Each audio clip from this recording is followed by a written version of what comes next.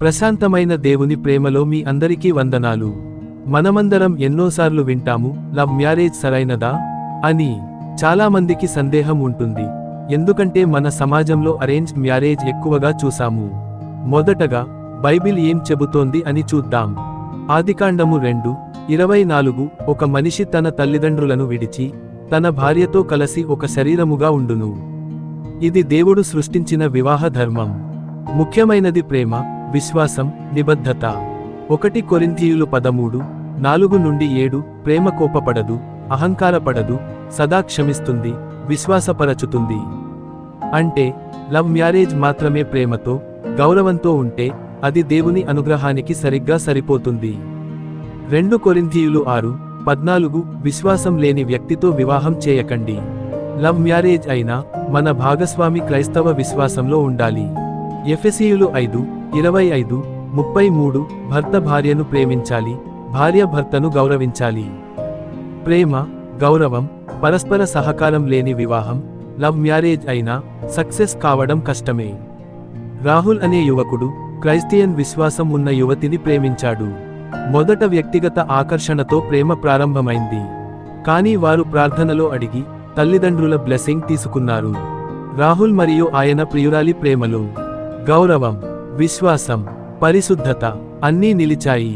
చివరికి వారి పెళ్లి దేవుని అనుగ్రహంతో సంతోషంగా, సుస్థిరంగా జరిగింది. యిర్మీయా 29:11 దేవుడు మనకు శాంతి, భవిష్యత్తు, ఆశీర్వాదం కోసం యోచనలున్నాడు. మన లవ్ మ్యారేజ్ నిర్ణయం తీసుకునేటప్పుడు ప్రార్థనలో అడిగి దేవుని మార్గదర్శనం పొందడం ముఖ్యం.